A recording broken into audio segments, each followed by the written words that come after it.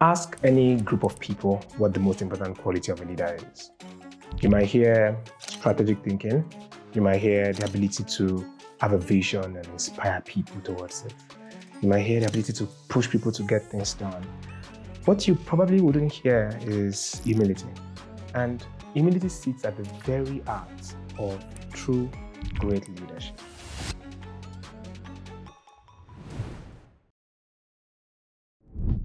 That humility is not something that is performed. It's not something that you do out of, oh, I'm trying not to be arrogant. It's something that you rather arrive at once you start to reflect on a few things that comes with the job.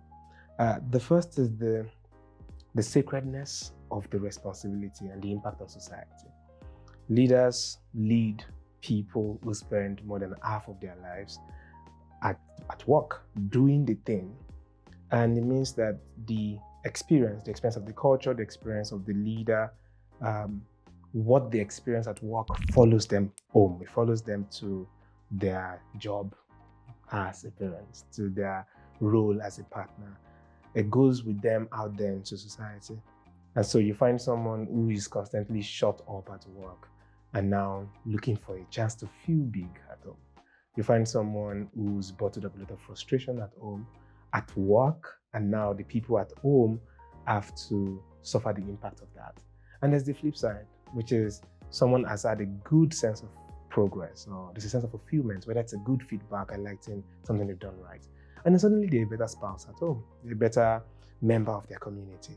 And when you think about that, you realize that outside parents and teachers, perhaps business leaders are the next category of that role in society that has such a massive impact on the world at large. And when you reflect on something like that, it humbles you because you realize the call that you have right on your desk.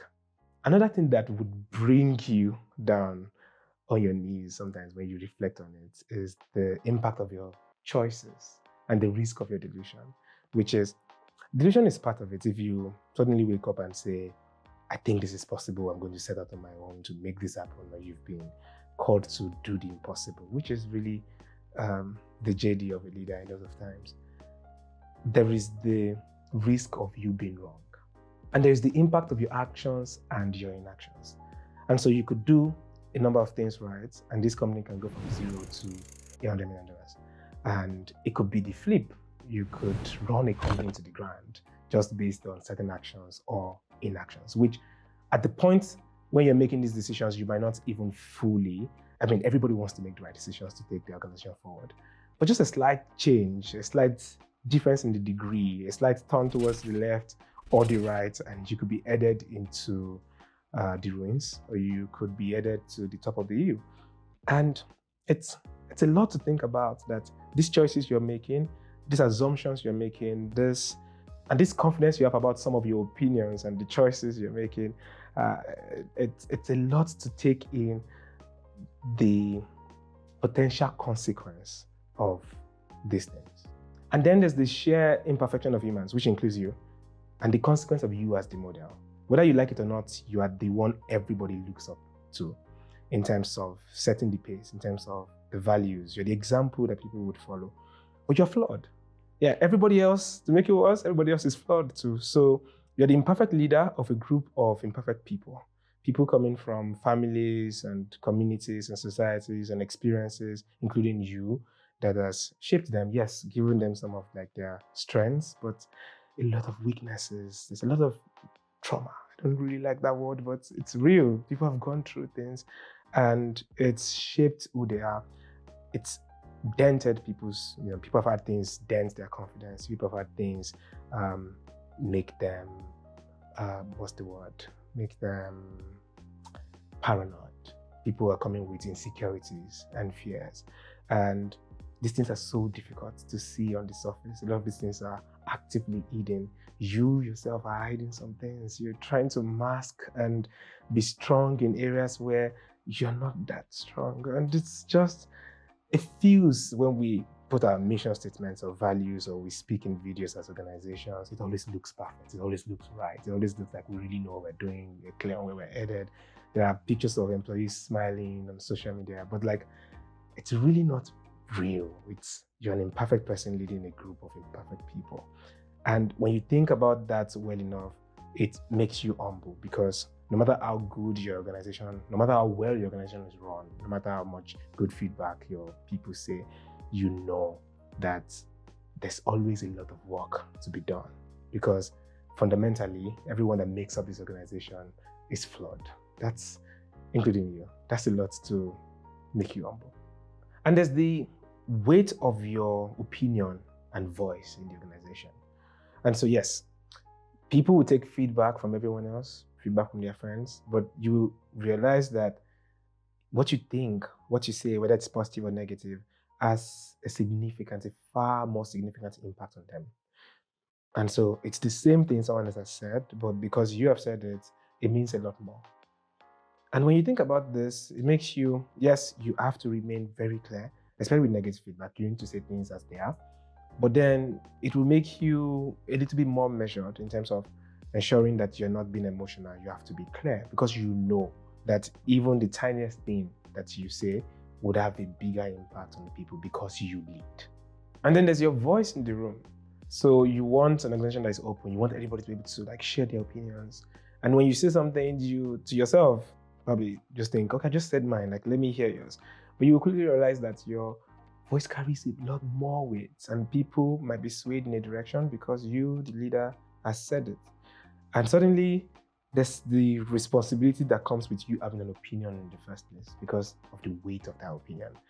And there's you having to put in the extra effort to let people understand they can disagree with you.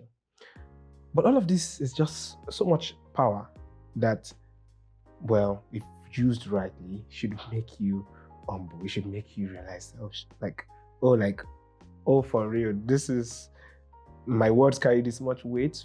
You didn't choose that, but you lead. And the more you reflect on that, it would make you more humble. It will make you take your time more to think things through. And there's your ego. There's reflecting on the enablement of your ego. Think about it like this. Everybody has some form of ego, right? Ego is not always a bad thing. You can put it to good use, but we know ego is the enemy, right? So as Ryan puts it, if it's unchecked. Now, as the leader, everything enables your ego. There's the title, there is how people regard you. Yeah, they call you first names, but there's an extra respect that they apply to when they speak to you. You go to events, or you sit at the edge of the table in the boardroom, people look up to you and say, okay, so what do you think? Where do we go? Everything, whether it's at physical events or, I don't know, your opening speech or closing speech at an event or in a document, a corporate document, the leaders of other organizations, wanting to speak with you as the leader of your organization, everything enables your ego. And if you pay attention to that, it should lead you to a place in which you're trying to counter that, because you realize that everything fans your ego. And so the intentional humility, not again the action or performing humble, it's internal, because it helps to center you back to really where you are, to focus on the truth and not the drummed up image of yourself in your mind. Then finally, it should be 6 things now. There's the blind spot of your experience and care. You have probably been at what you do for a number of years, and that's probably why you are leading the organization. And maybe it's just your passion. There's this care about the subject matter of what your organization is about. But there's the blind spot that comes with that. Because you've maybe known this thing for so long, or you've cared for it for so long, then it's easy for you to miss the pitfalls. It's easy for you to, there are things that might be more obvious to a beginner than you, because, well, you are the leader in the space, and because you know so much, you become unconsciously arrogant. You make faster assumptions about things. You are so quick to know what doesn't work. But that's dangerous, because the more you know, the less you realize that you don't know. Sometimes it works that way.